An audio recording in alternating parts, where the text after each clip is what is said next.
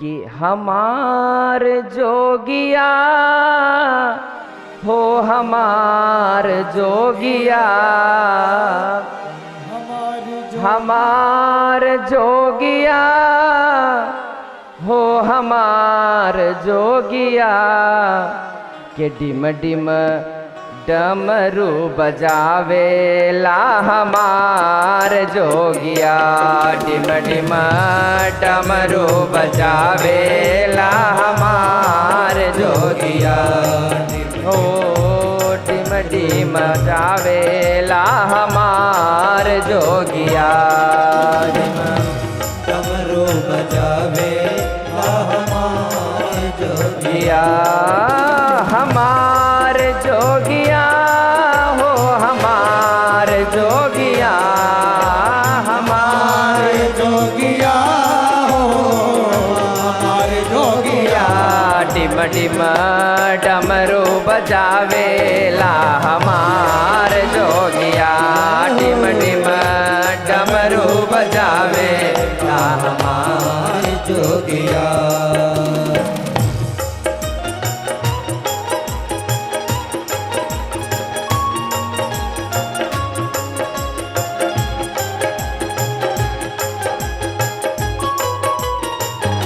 मीठी मीठी तालियों से जय हो श्री हरि।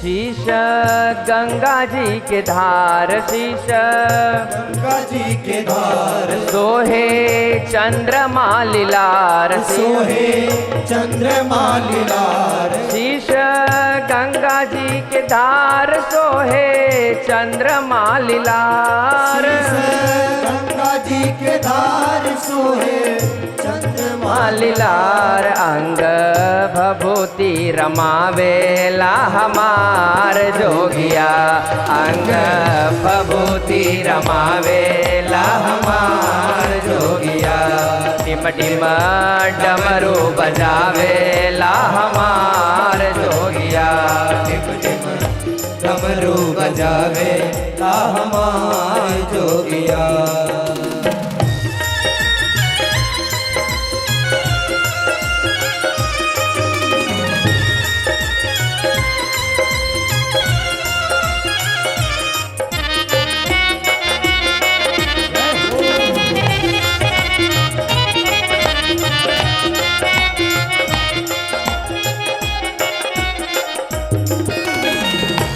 संग भूत बरियात, संग भूत बरियात और जोगनी जमात, और जोगनी जमात, संग भूत बरियात और जोगनी जमात, संग भूत बरियात और जोगनी जमात, बूढ़े बसहा चढ़ियावेला हमार जोगिया, बूढ़े बसहा चढ़ियावेला हमार जोगिया, डिम डिम डमरू बजावेला हमार जोगिया, डिम डिम डमरू बजावेला हमार जोगिया, डिम डिम डमरू बजावेला हमार जोगिया। जय हो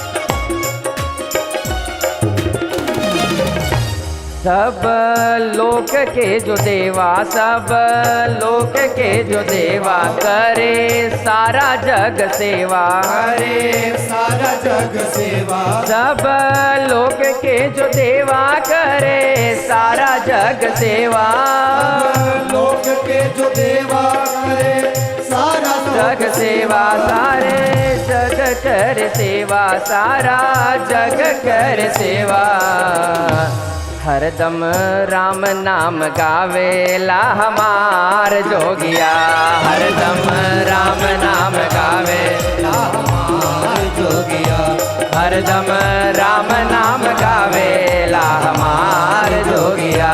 डिम डिम डमरू बजावेला हमार जोगिया, डिम डिम डमरू बजावेला हमार जोगिया, डिम डिम डमरू बजावेला हमार जोगिया, डमरू बजावेला हमार जोगिया, हमार जोगिया हो हमार जोगिया, हमार जोगिया हो हमार जोगिया, हमार जोगिया हो हमार जोगिया। डिम डिम डमरू बजावेला हमार जोगिया, डमरू बजावेला हमार जोगिया, डिम डिम डमरू बजावेला हमार जोगिया, डिम डिम डमरू बजावेला हमार जोगिया, डिम डिम डमरू बजावेला हमार जोगिया, डिम डिम डमरू बजावेला हमार जोगिया। बोलिए शंकर भगवान की जय हो। कल हमने दर्शन किया, भोलेनाथ जी का दिव्य विवाह हुआ है। अब यहाँ पर दर्शन करिए। कल हम कथा क्या श्रवण कर रहे थे कि भरद्वाज जी ने पूछा कि राम जी कौन है, और श्री याज्ञवल्क्य जी ने राम जी कौन है ये पूछे जाने पर शिव कथा बताई। शिव कथा क्यों बताई? कई बार ऐसा प्रश्न भी आता है कि महाराज जी राम जी की कथा हो रही है, राम कथा है, तो राम कथा में शिव विवाह की कथा क्यों आती है? ये प्रश्न आता है। वो क्यों है वो भी मैं स्पष्ट कर दूं।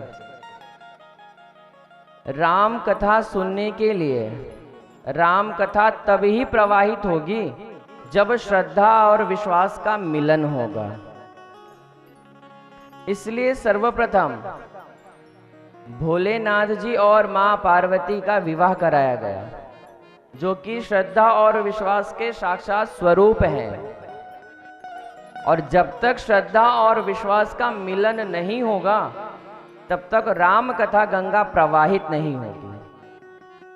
इसलिए भोलेनाथ जी का विवाह पहले कराया गया और श्रद्धा और विश्वास को मिलाया गया, और अब जाकर राम कथा प्रवाहित होगी। अब यहां दर्शन करिए।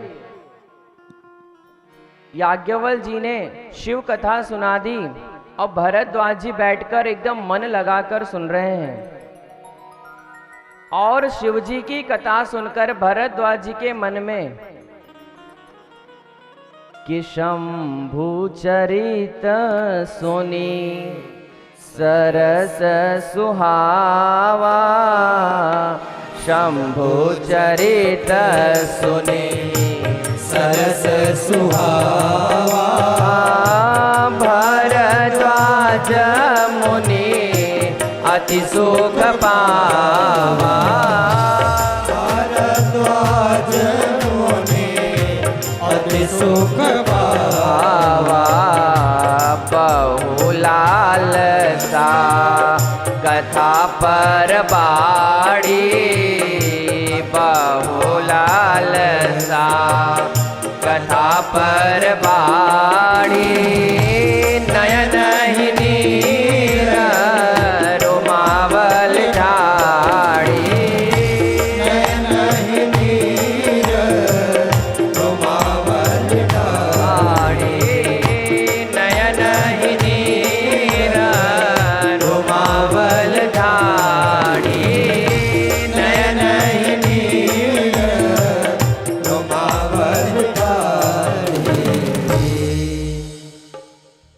शंभु चरित सुनी सरस सुहावा। मेरे भोलेनाथ जी की कथा सुनकर भरद्वाज जी के मन में इतना भाव प्रकट हुआ है कि मुख से कुछ बोल नहीं पा रहे हैं, सिर्फ आंसुओं की धारा बह रही है, सिर्फ आंसुओं की धारा बह रही है। अब यहां पर श्री याज्ञवल्क्य जी उनको देखकर बस एक ही चीज सोच रहे हैं कि जिनको शिव जी से इतना प्यार है, जिनको शिव जी की कथा सुनने से इतना लगाव है, इनके आंसुओं की धारा चालू हो गई है। यदि मैं राम कथा सुनाना प्रारंभ करूंगा तो इनकी क्या दशा होगी। जब शिव कथा इतनी दिव्य है तो राम कथा की तो बात ही क्या करें। और राम कथा सुनने की जो लालसा है कि बहु लालसा कथा पर बाढ़ी, जो कथा सुनने की लालसा है वो और ज्यादा बढ़ गई। शिव कथा सुनने के बाद जो लालसा है वो और ज्यादा बढ़ गई। एक बात मैं निवेदन कर दूं, यदि राम जी की भक्ति चाहिए,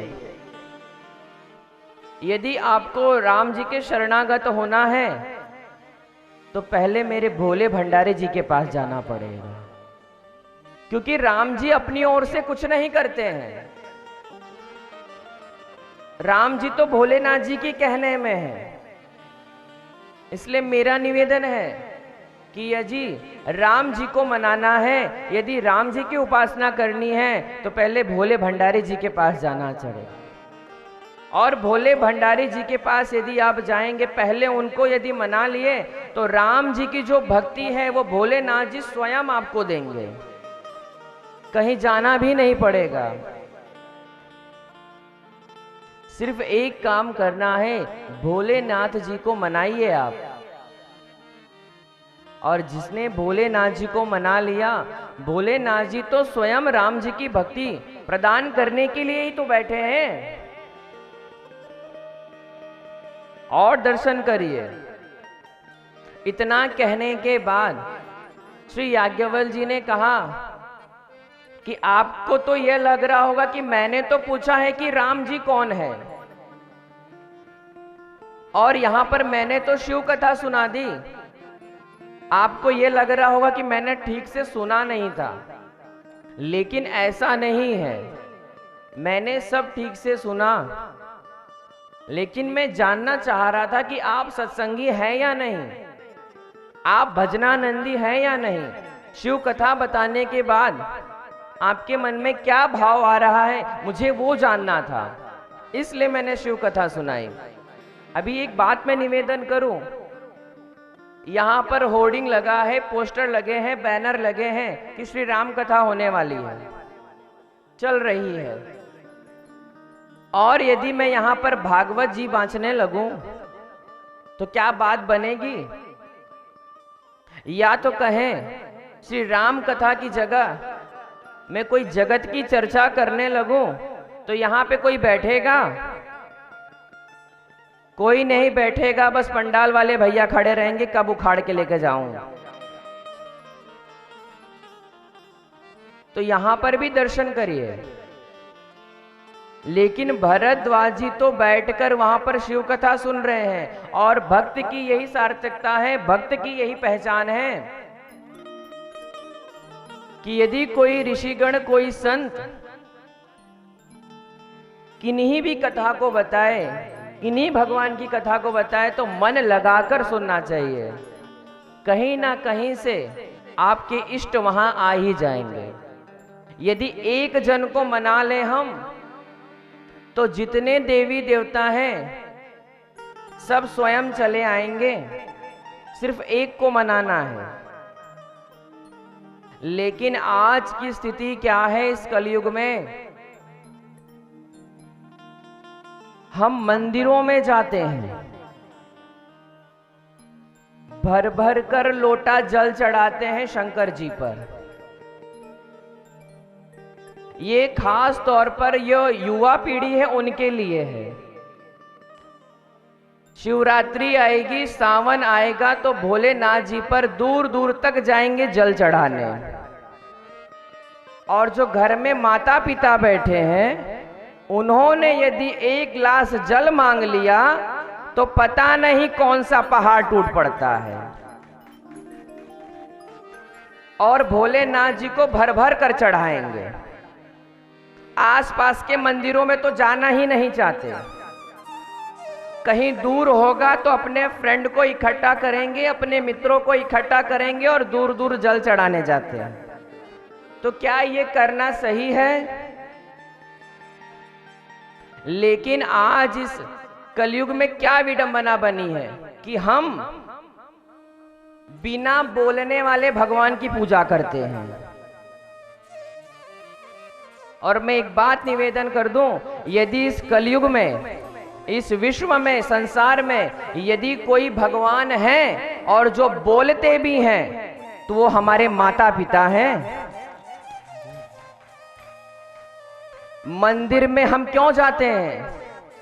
मंदिर में हम जाते हैं तो सिर्फ वहां के नजारों को देखने जाते हैं, या तो कहे झूमर देखने को जाते हैं, या तो कहे आज के हिसाब से कहूं तो रील्स बनवाने जाते हैं। सत्य है। और रील्स के चक्कर में कहीं खुद का ही रील ना बन जाए, तो इसलिए बचा जाए। मेरा सबसे निवेदन है, जो आज की युवा पीढ़ी है, ऐसा कोई भी कृत्य ना किया जाए जिससे हमारे घर में जो माता पिता हैं, इस कलयुग में जो भगवान स्वरूप माता पिता हैं, उनकी सेवा पहले की जाए। यदि आप उनकी सेवा करेंगे तो जो बिना बोलने वाले हैं वो स्वयं दौड़ते हुए आपके द्वार पर चले आएंगे। इसमें कोई संदेह नहीं है। लेकिन महाराज, आज फैशन का दौर है। हमें भगवान में तो रुचि ही नहीं है। भगवान के विग्रह में भी जाएंगे, वहां भी फोन निकाल के सेल्फी खींचेंगे। क्या जरूरत है ऐसा करने की, ये बताइए। आप भगवान के साथ फोटो ले रहे हैं, क्या आप उनकी बराबरी कर सकते हैं? आप रील्स बनाते हैं, क्या आप उनकी बराबरी कर सकते हैं? लेकिन ये जो विडंबना चली आ रही है, आज सोशल मीडिया के हर एक प्लेटफॉर्म पे यही देखने को मिलेगा। जितने भी हैं सब फोटो बनाकर डालेंगे। घर में जो माता पिता के रूप में भगवान बैठे हैं, उनकी तो चिंता ही नहीं। अगर माता घर में बीमार पड़ी है, फिर भी लोग यहां घूमने निकल रहे हैं। आज की युवा पीढ़ी, क्या सत्य है ये? नहीं है। लेकिन आज का जो जनरेशन है, वो सिर्फ फोन और सोशल मीडिया में ही एक्टिव है। अरे वहां से कल्याण नहीं है। आप अपने घर में जो माता पिता के रूप में भगवान है, उनमें एक्टिव रहिए, उनकी सेवा करिए पहले, और आज यहां दर्शन करिए। भरद्वाज जी ने जैसे ही सुना, आंखों से आंसू गिरने लगे। और जो कथा सुनने की लालसा वो इतना ज्यादा बढ़ गई कि जिसकी कल्पना नहीं है। और कल्पना तो नहीं है, लेकिन भरद्वाज जी फिर भी सुनना चाहते हैं। और फिर श्री याज्ञवल्क्य जी ने कहा कि जो राम जी की कथा है, वो यदि 100 करोड़ शेषनाग भी गाना प्रारंभ करेंगे तो कभी पूरी नहीं होगी। एक शेषनाग के 100 मुख होते हैं। उस हिसाब से देखा जाए तो कितने शेषनाग हो गए। फिर भी यदि राम जी के चरित्र को गाना चाहें, लेकिन गा नहीं सकते। अब यहां भरद्वाज जी ने कहा कि जब 100 करोड़ शेषनाग नहीं गा सकते, तो आपके पास तो प्रभु एक मुख है, आप कैसे गाएंगे? फिर यहां पर याज्ञवल्क्य जी ने कितनी बड़ी ही अच्छी बात कही। क्या कहा कि कथा मैं नहीं गाऊंगा, कथा तो मेरे राघव सरकार गवाते हैं। हम में इतनी सामर्थ्य कहां कि हम राम जी के चरित्र को गा सके। हम तो भगवान के दास हैं और कुछ अंश मात्र जो हम प्रभु के चरित्र को गाते हैं और सुनाते हैं। और याज्ञवल्क्य जी यहां पर यही कह रहे हैं कि जो राघव सरकार हैं, राम जी तो सूत्रधार हैं और राम जी अपने भक्त को, अपने जो भक्त हैं, उनके जो परिजन हैं, जो सत्संगी हैं, जो भजनानंदी हैं, उनके हृदय के आंगन में सरस्वती मैया को नचाते हैं। क्योंकि सरस्वती मैया एक कठपुतली है। और वो कैसे, आपको पता ही होगा कि कठपुतली को कैसे नचाते हैं। उनके हर अंग में धागे बांधे जाते हैं और पर्दे के पीछे से नचाया जाता है। वही स्थिति यहां पर है कि जो राम जी के प्रिय हैं, जो भजन करते हैं, भजनानंदी हैं, भक्त हैं, मेरे राघव सरकार उनके हृदय के आंगन में सरस्वती मैया को नचाते हैं। और जिनके हृदय में सरस्वती मैया वास करती हैं और राम जी की कृपा होती है, वो कथा करना प्रारंभ कर देते हैं।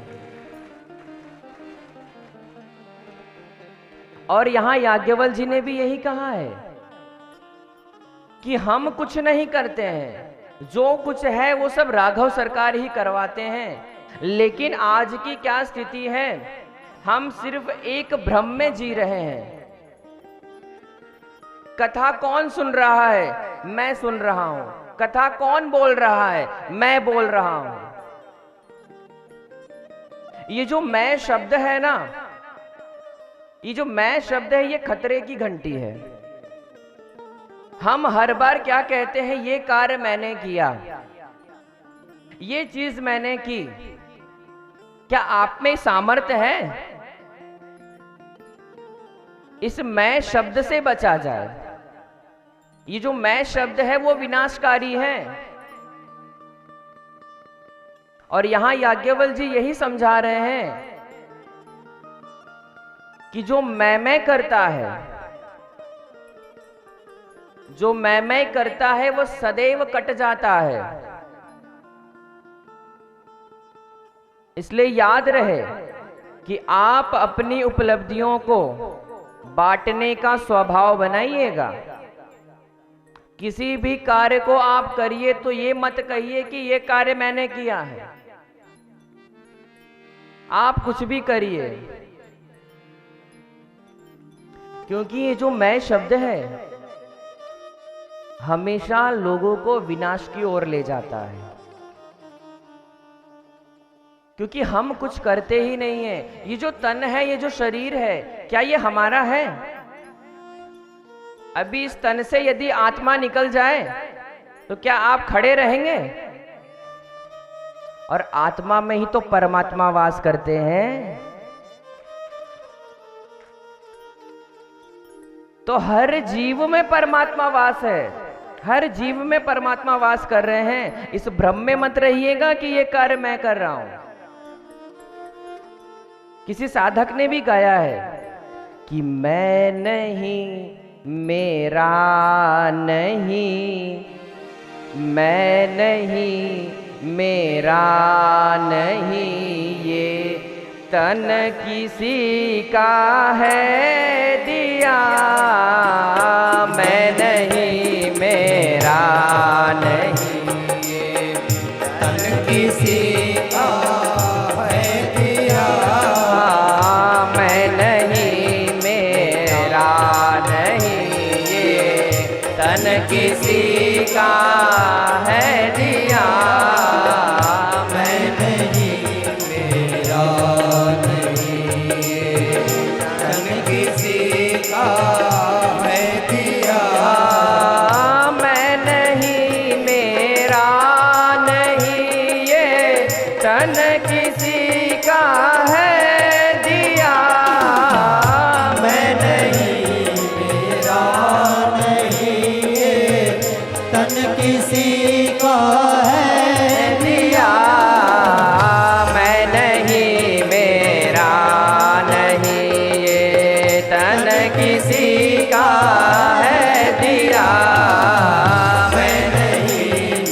मेरा नहीं ये तन किसी का है दिया।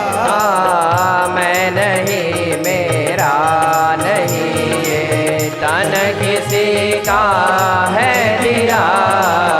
मैं नहीं मेरा नहीं ये तन किसी का है दिया। मैं नहीं मेरा नहीं ये। मैं नहीं मेरा नहीं और ये तन किसी का है दिया, तो फिर किस बात का घमंड है?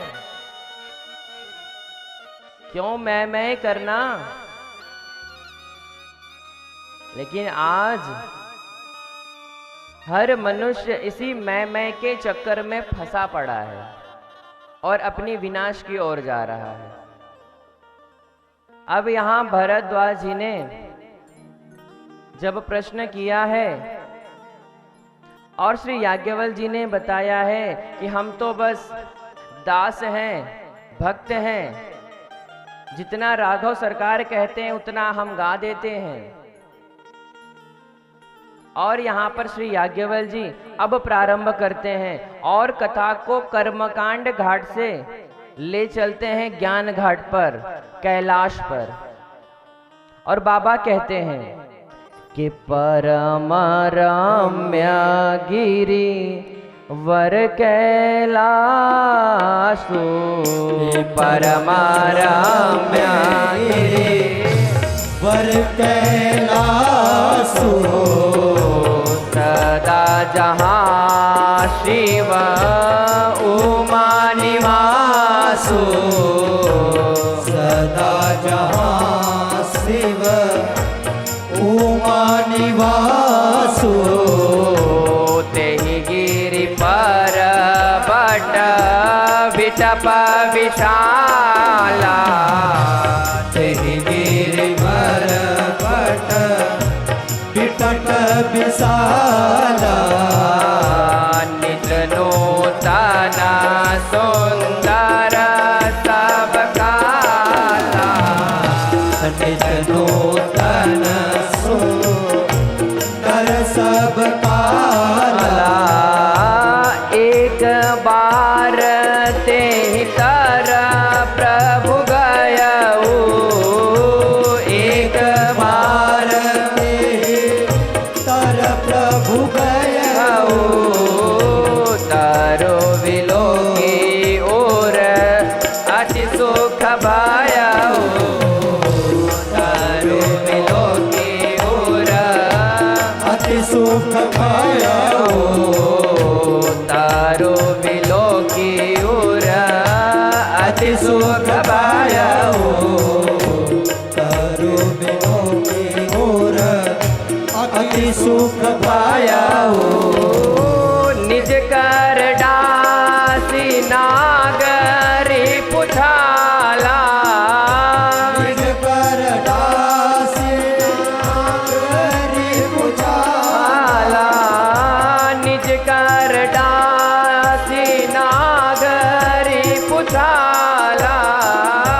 निज कर दासी नागरी पुछाला। बैठे ही सहज ही शंभु कृपाला, बैठे ही सहज ही शंभु कृपाला। बैठे ही सहज ही शंभु कृपाला।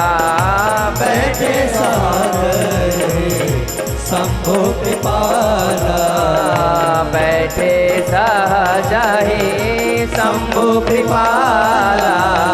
बैठे सहज ही शंभु कृपाला। श्री याज्ञवल्क्य जी प्रारंभ करते हैं और कथा पहुंच गई है ज्ञान घाट पर। और कैलाश पर जब पहुंच रहे हैं तो बाबा ने पहली लाइन क्या लिखी कि परम रम्य गिरिवर कैलासु।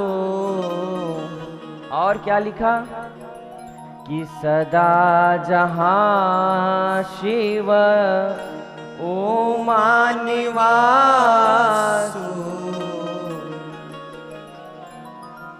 परम रम्य है कैलाश पर्वत, दिव्य शिखर है जहां पे सदैव मेरे भोलेनाथ जी और मां पार्वती वास करते हैं। और वहां पर क्या है? और किते ही गिरि पर बट बिटप विशाला। वहां पर क्या है? एक बरगद का वृक्ष है, वट वृक्ष है। और उसकी विशेषता क्या है कि नित नूतन सुंदर सब काला, कि जो नित नूतन सुंदर सब काला, नित्य नवीन वो हर समय में रहता है। उसमें मानो कभी पतझड़ आता ही नहीं है, सभी कालों में वो नवीन का नवीन ही बना रहता है।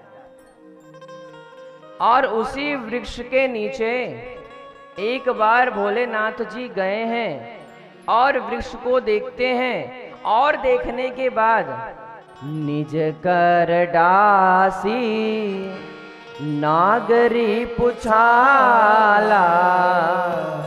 और देखने के बाद क्या किया? तुरंत ही बागंबर लाकर और बिछा देते हैं, और बिछाकर सहज ही बैठ जाते हैं। अब आप यहां दर्शन करिए कि भोलेनाथ जी के भी गढ़ तो वहां हैं, तो प्रभु को स्वयं बिछाने की क्या जरूरत थी? प्रभु ने क्यों बिछाया? गढ़ तो बिछा सकते थे, लेकिन यहां पे एक उपदेश है कि अपने कार्य को संभवता हो सके तो स्वयं करना चाहिए। किसी के माथे नहीं रखना चाहिए कि वो आएंगे तो अगर चेयर लगाएंगे तो हम बैठेंगे, वो हमारे लिए सिंहासन लगाएंगे तब हम बैठेंगे। आज यहाँ भोलेनाथ जी उपदेश दे रहे हैं हमको, इसीलिए बाबा को भी लिखना पड़ गया कि निज कर डासी नागरी पुछाला, कि बाबा स्वयं बिछाकर आज बैठ रहे हैं। और कैसे बैठ रहे हैं? कि बैठे सहज ही शंभु कृपाला। सहज बैठ रहे हैं। सहज का अर्थ क्या है? सहज का अर्थ यह है कि जो जैसे हैं वैसे ही रहें।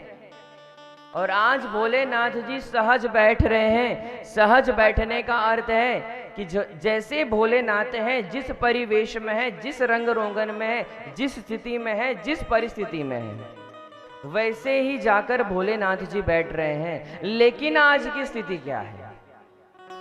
आज तो रंग रोगन का जमाना है।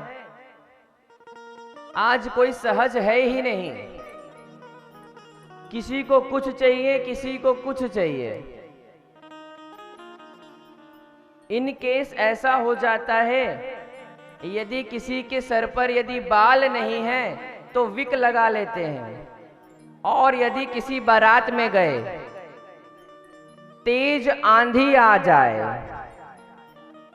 अब भाई विक है, असली बाल हो तो ठीक भी है, और विक लगा हो और तेज आंधी आ जाए, और जो आजकल का फैशन चला है बुफेलो सिस्टम, खड़े खड़े खाओ, जो गाय भैंस खाते हैं, यह आज की प्रथा है।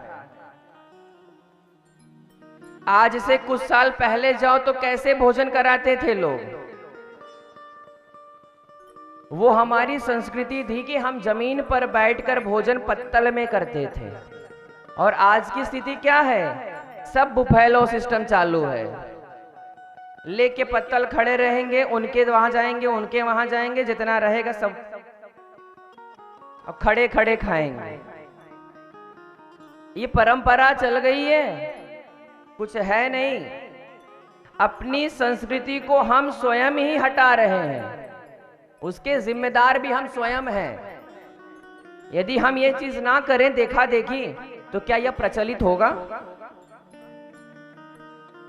क्या ये प्रचलित होगा?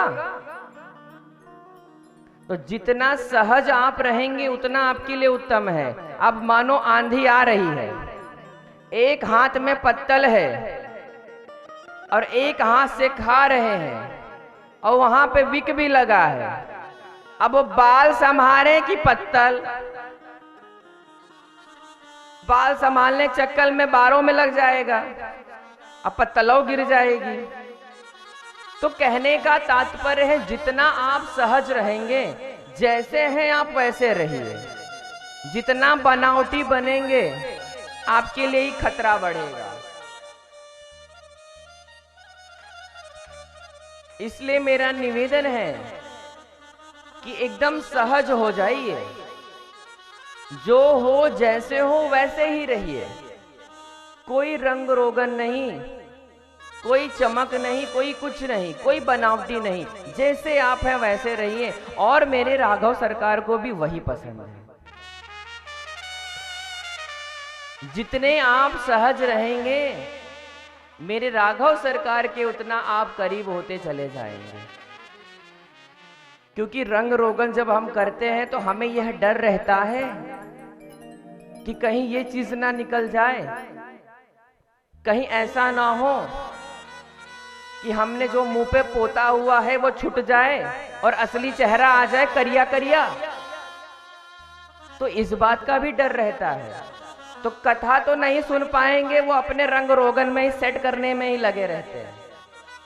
होता है या नहीं होता है? इसलिए मेरा निवेदन है, जितना हो सके आप सहज रहिए, सहज रहने का स्वभाव बनाइए। और आज भोलेनाथ जी भी इतने सहज रूप में बैठे हैं कि जिसकी कल्पना नहीं है। यहां बाबा ने लिखा है कि ऐसे बैठे हैं मानो कि शांत रस ने शरीर धारण कर लिया हो, शांत रस ने शरीर धारण किया हो, ऐसे आज मेरे भोलेनाथ जी लग रहे हैं। और सहज ही मेरे भोलेनाथ जी बैठे हैं और पार्वती मैया देख रही हैं दूर से ही कि आज यही अवसर जो है सर्वश्रेष्ठ है। आज मैं जाऊंगी और नाथ से अपने पूर्व जन्म की जो मिथ्या थी, जो संशय था, उसको मैं आज सब दूर करूंगी।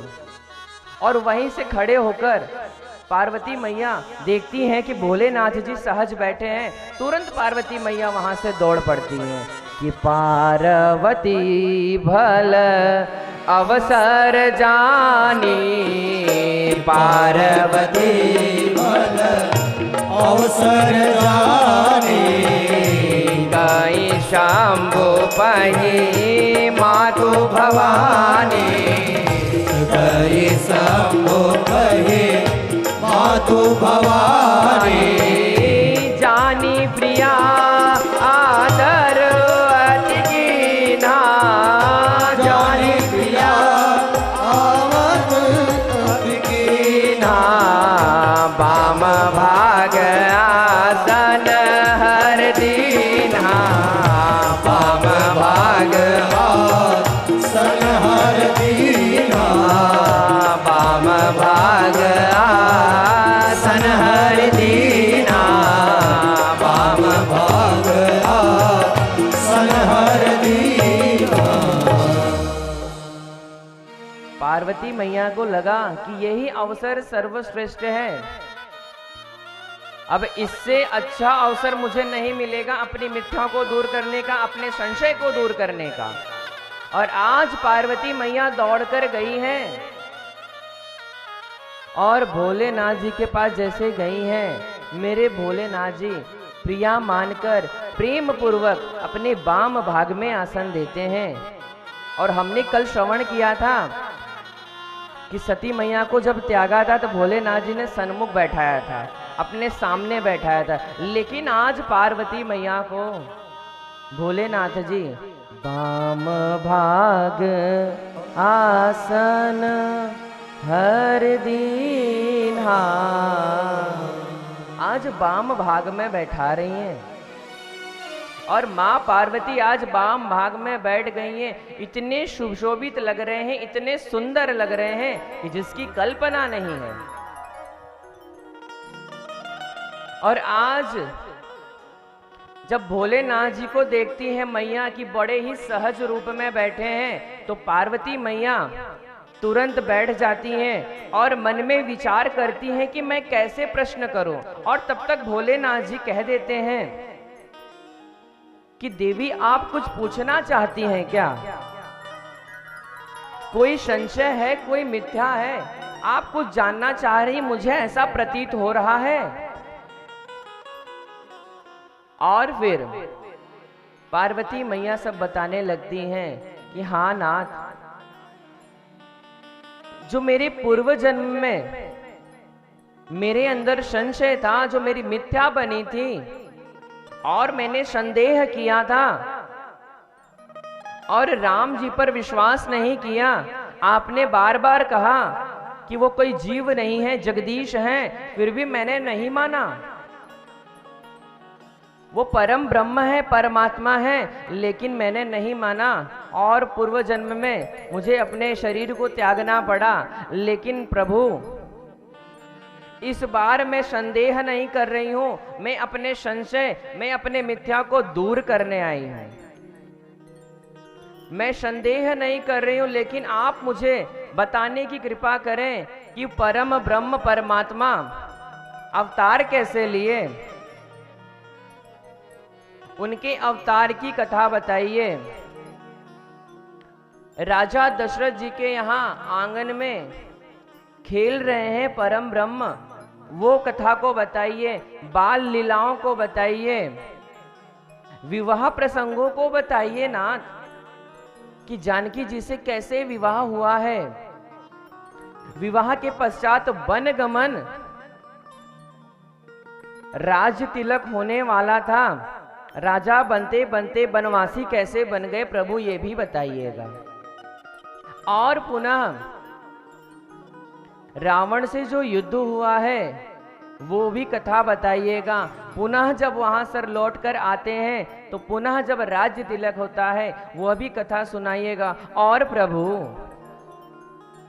मेरे पूछने में जो कोई प्रश्न यदि रह गया हो तो नाथ कृपा करके वो भी बता दीजिएगा, कुछ छुपाइएगा मत, मुझे सब कुछ जानना है।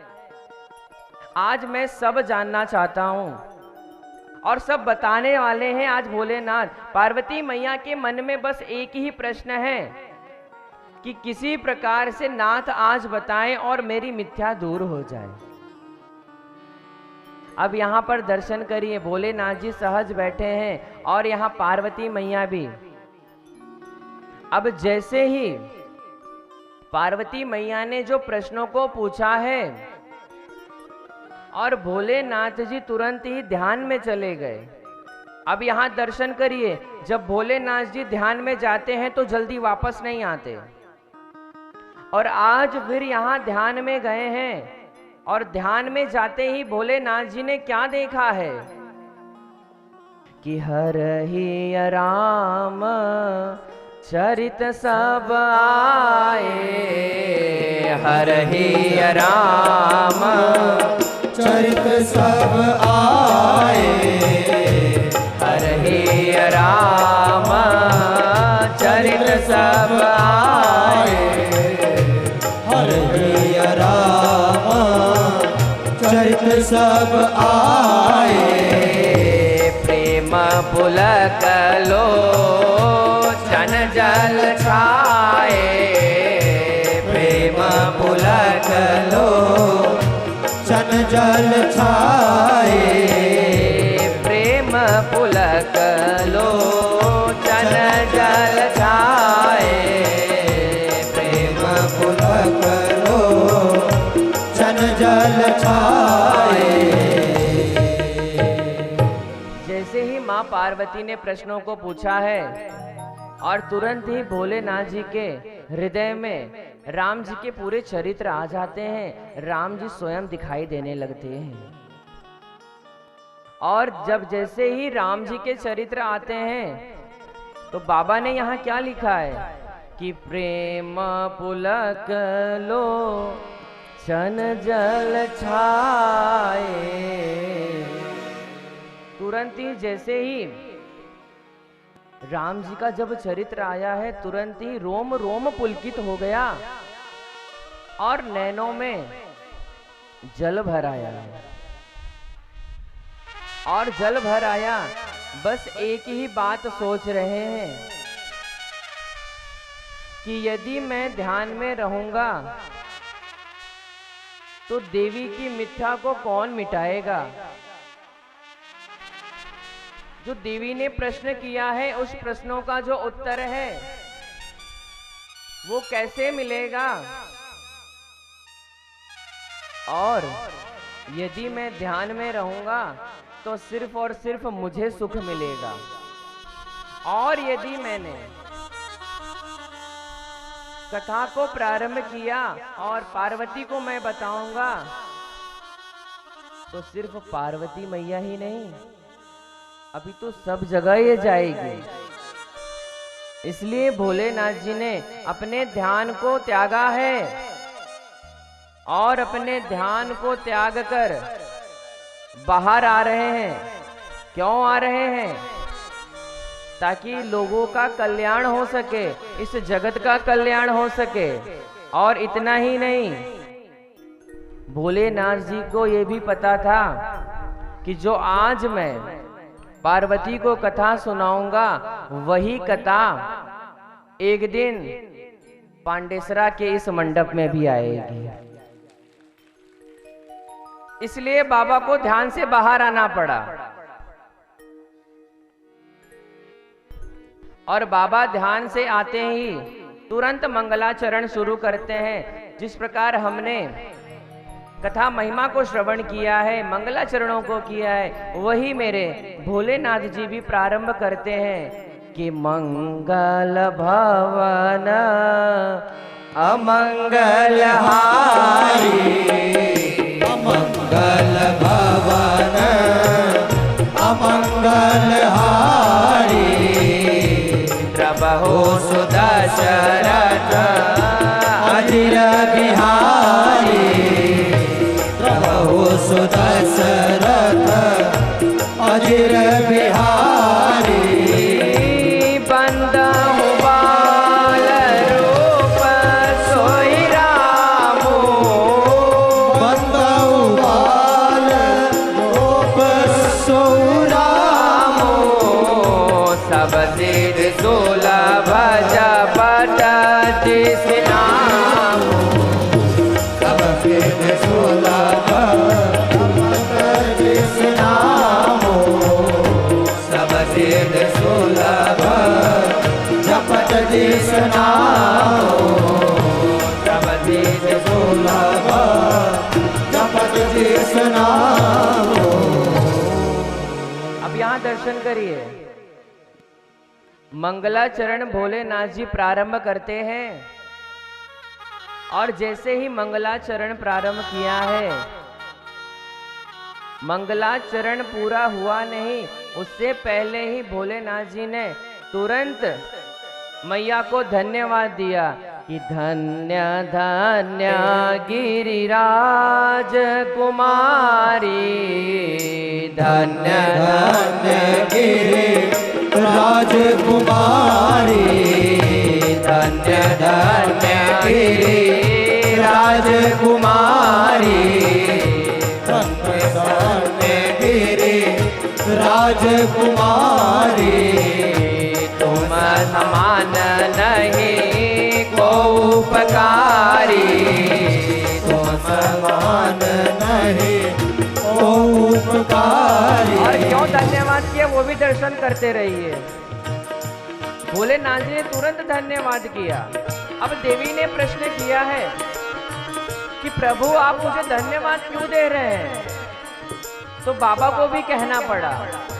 पूछे हो रघुपति कथा प्रसंगा, पूछे हो रघुपति कथा प्रसंगा, सकल लोक जग पावन गंगा, सकल लोक जग पावन गंगा, सकल लोक जग पावन गंगा।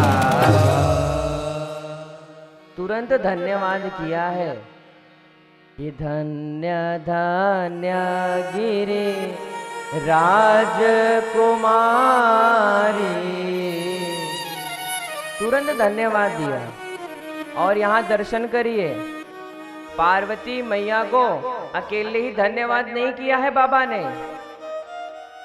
क्या कहा है? गिरि राजकुमारी, मतलब उनके पिता के साथ उनको धन्यवाद किया है। और एक बात मैं निवेदन करूं, किसी भी स्त्री को यदि उनके पति धन्यवाद देते हैं और पिता के साथ यदि धन्यवाद दे दें तो परम आनंद आ जाता है। और स्त्री को लगता है कि मेरे बाबूजी को धन्यवाद किया, मेरे पिताजी को धन्यवाद बोला है। और आज भोलेनाथ जी ने भी पार्वती मैया को अकेले धन्यवाद नहीं किया है, उनके पिता के साथ उनको धन्यवाद किया है। और जब देवी ने पूछा कि प्रभु आप धन्यवाद क्यों दे रहे हैं, तो बाबा ने कहा कि जो आपने कथा को पूछा है मेरे से, मेरे इष्ट की, मेरे रघुवीर की कथा को आप पूछ रही हैं, इसलिए मैं आपको धन्यवाद दे रहा हूं, क्योंकि ये कोई साधारण कथा नहीं है। सकल लोक जग पावनी गंगा,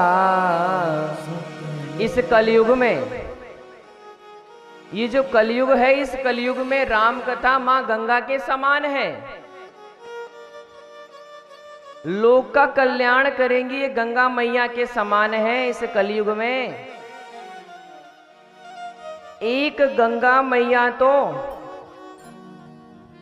भोलेनाथ जी की जटा से निकली, जो गोमुख से गंगा सागर तक गई, और जो आज भोलेनाथ जी के मुख से प्रवाहित होने जा रही है श्री राम कथा गंगा, वो गोमुख से गंगा सागर तक नहीं, अपितु पूरे विश्व में बहेगी।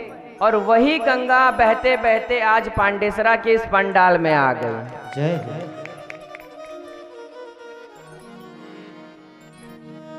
और भोलेनाथ जी ध्यान से बाहर भी इसलिए आए, और भोलेनाथ जी ने एक बात ये भी कहा कि देवी, गंगा में हर कोई स्नान कर ले यह संभव नहीं है।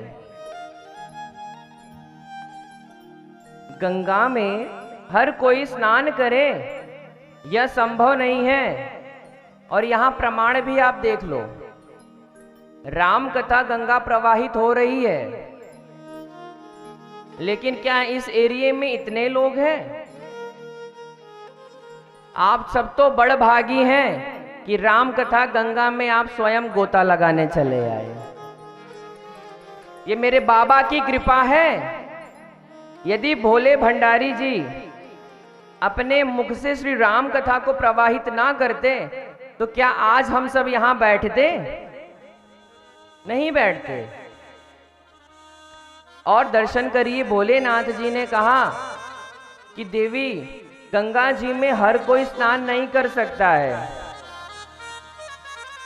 तो यहां पर देवी ने कहा कि प्रभु फिर कौन स्नान कर सकता है? जिस पर मेरे राघव सरकार की कृपा होगी, क्योंकि राम कथा गंगा सुगम बही जाए, एम को नहाए। राम कथा गंगा सुगम बही जाए, एम को नहाए। राम कथा गंगा सुगम बही जाए, एम को नहाए। राम कथा गंगा सुगम बही जाए, एम को नहाए। राम कथा गंगा सुगम बही जाए, को नहाए। को नहाए बड़ भागी नहाए, को नहाए बड़ भागी नहाए। को नहाए बड़ भागी नहाए। नहाए बड़ भागी नहाए। श्री राम कथा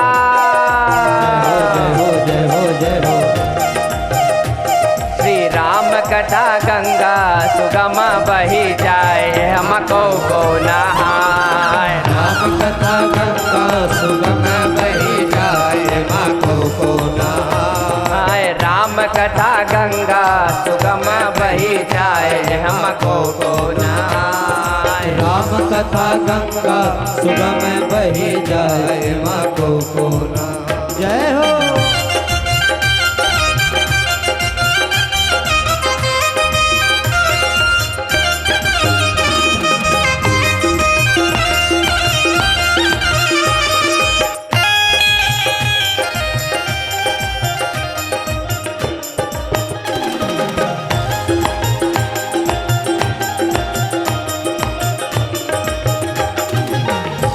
कौन कौन नहा रहा है वो भी दर्शन करिए।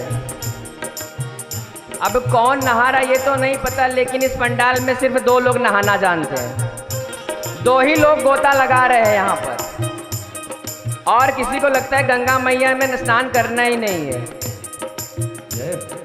ब्रह्मा नहाने विष्णु नहाने, नहाने विष्णु नहाने, ब्रह्मा नहाने विष्णु नहाने, नहाने विष्णु नहाने, ब्रह्मा नहाने विष्णु नहाने, नहाने विष्णु नहाने, ब्रह्मा नहाने विष्णु नहाने, नहाने विष्णु नहाने।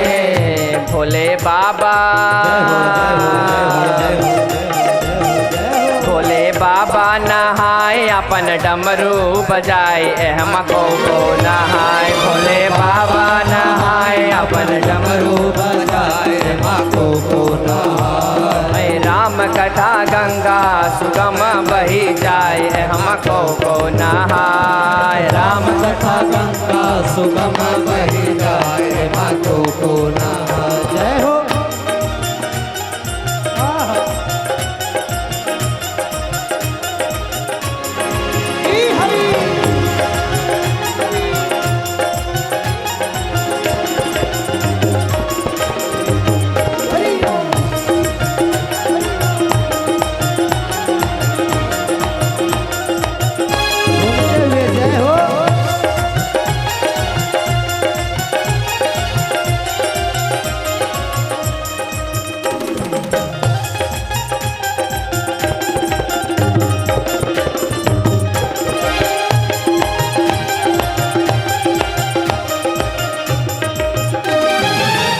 दर्शन करिए कौन नहा रहा है। धीरे धीरे 2-3 लोग और बढ़ गए। अब यहाँ दर्शन करिए। सूर नहाए कबीर नहाए, सूर नहाए कबीर नहाए, सूर नहाए कबीर नहाए, सूर नहाए कबीर नहाए, सूर नहाए कबीर नहाए, सूर नहाए कबीर नहाए, सूर नहाए कबीर नहाने, सूर नहाए कबीर नहाए। बाबा तुलसी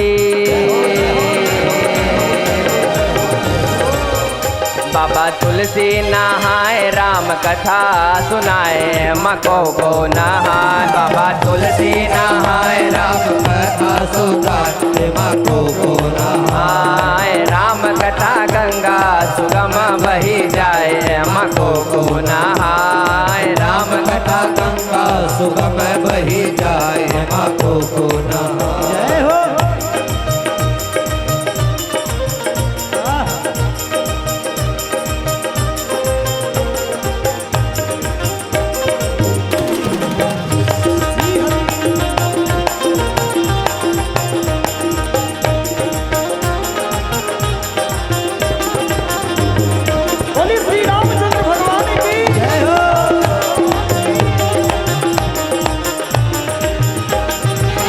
अब और कौन नहाएगा?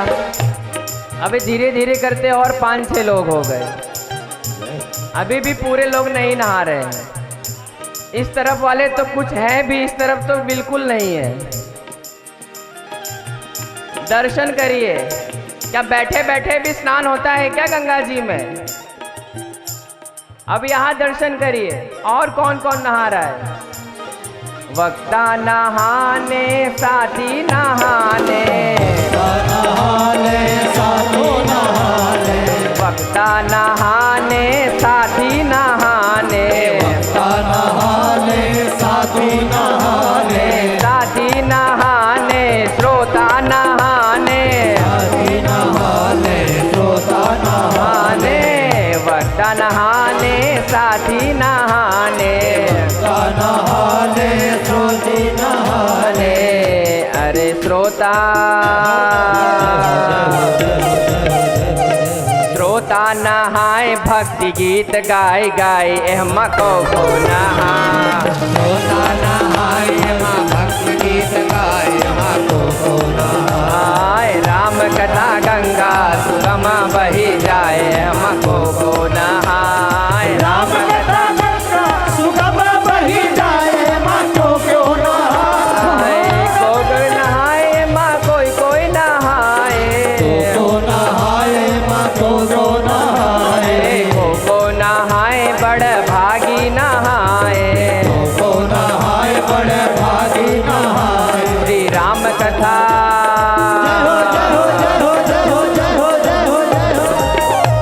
श्री राम कथा गंगा सुगम बही जाए माँ को नहाए। राम कथा गंगा सुगम बही जाए माँ को नहाए। राम कथा गंगा सुगम बही जाए माँ को नहाए। राम कथा गंगा सभी लोग झूम के नहाए को नहाए बड़ भागी नहाए, को नहाए बड़ भागी नहाए, को नहाए बड़ भागी नहाए, को नहाए बड़ भागी नहाए। श्री राम कथा गंगा सुगम बही जाए माँ को नहाए।